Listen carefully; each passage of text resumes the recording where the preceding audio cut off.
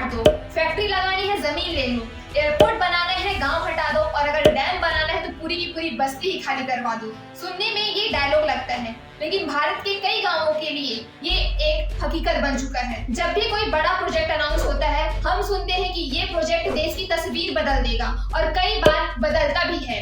नई सड़कें बनती है, बिजली आती है, शहर बढ़ते हैं और रोजगार के नए मौके भी मिलते हैं। लेकिन इसी डेवलपमेंट की दूसरी साइड भी एक कहानी होती है, एक ऐसी कहानी जो अक्सर हेडलाइंस में नहीं दिखाई देती। आज हम बात करेंगे भारत के कुछ ऐसे गांवों की जो डैम, हाईवे, एयरपोर्ट और माइनिंग और फैक्ट्री प्रोजेक्ट्स की वजह से प्रभावित हुए। तो सबसे पहले हम चलते हैं नर्मदा नदी के किनारे। यहाँ बना सरदार सरोवर डैम, जो भारत के सबसे बड़े डैम प्रोजेक्ट्स में से एक है। इसी प्रोजेक्ट से गुजरात, मध्य प्रदेश, महाराष्ट्र और राजस्थान को पानी और बिजली मिलती है। लेकिन इस प्रोजेक्ट की एक दूसरी कहानी भी है।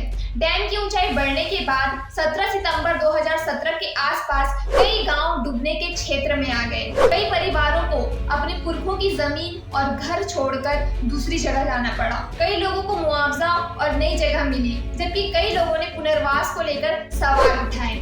इसी मुद्दे पर कई सालों तक नर्मदा बचाओ आंदोलन जैसे आंदोलन भी चले। यानी एक तरफ डैम ने लाखों लोगों को पानी दिया तो दूसरी तरफ कई परिवारों को अपना गांव छोड़कर जाना पड़ा। लेकिन ये सिर्फ एक डैम की कहानी नहीं है। आंध्र प्रदेश, यहाँ बन रहा है पोलावरम डैम, जिसे भारत के सबसे बड़े सिंचाई परियोजना में से एक माना जाता है। रिपोर्ट्स के मुताबिक इस प्रोजेक्ट की वजह से आंध्र प्रदेश के साथ साथ ओडिशा और छत्तीसगढ़ के कुछ इलाके भी प्रभावित हुए।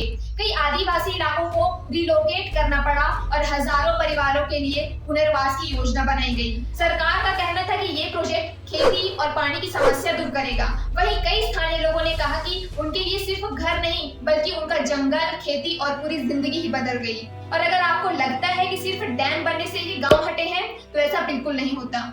दिल्ली मुंबई एक्सप्रेसवे भारत के सबसे बड़े हाईवे प्रोजेक्ट्स में से एक है। लगभग 1300 किलोमीटर लंबा ये एक्सप्रेसवे कई राज्यों से होकर गुजरता है। जहां जहां इसका रूट बना वहां कई गांवों की जमीन एक्वायर की गई, कई किसानों को मुआवजा मिला और कई जगहों पर लोगों ने कंपनसेशन और जमीन की कीमत को लेकर विरोध भी किया। हालांकि हाईवे बनने के बाद सफर जरूर आसान होगा, लेकिन कुछ लोगों के लिए उस सफर की शुरुआत अपने घर को छोड़ने से हुई। और उत्तर प्रदेश का जेवर एयरपोर्ट, जिसके लिए सिर्फ सड़क या जमीन नहीं बल्कि पूरे इलाके का नक्शा ही बदल दिया गया। उत्तर प्रदेश में बन रहा है नोएडा इंटरनेशनल एयरपोर्ट, जिसे जेवर एयरपोर्ट के नाम से भी जाना जाता है।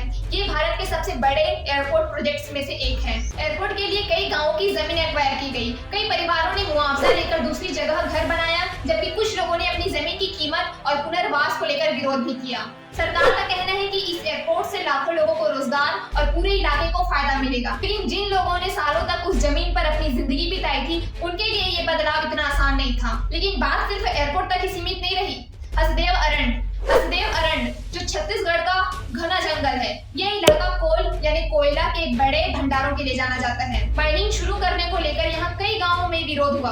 कई लोगों का कहना था कि जंगल काटने से उनका घर, खेती और जीवन प्रभावित होगा। दूसरी तरफ सरकार और माइनिंग कंपनीज का कहना था कि देश को बिजली और इंडस्ट्रीज चलाने के लिए कोल की जरूरत है। यानी एक तरफ डेवलपमेंट और दूसरी तरफ जंगल और गाँव। डेवलपमेंट किसी भी देश के लिए बहुत जरूरी है। हमें हाईवे भी चाहिए, एयरपोर्ट भी चाहिए, फैक्ट्री भी चाहिए और बिजली के लिए डैम और माइनिंग भी जरूरी हो सकते हैं। लेकिन साथ ही ये भी जरूरी है कि जिन लोगों की जमीन ली जाए उन्हें साथ ही सही मुआवजा और अच्छा पुनर्वास और बेहतर जिंदगी का मौका भी मिले। आखिर डेवलपमेंट तभी सक्सेसफुल माना जाएगा जब देश के साथ साथ उसके लोग भी आगे बढ़ें। अब आप बताइए, अगर आपकी पुश्तैनी जमीन पर कोई बड़ा प्रोजेक्ट बनता तो आप क्या करते?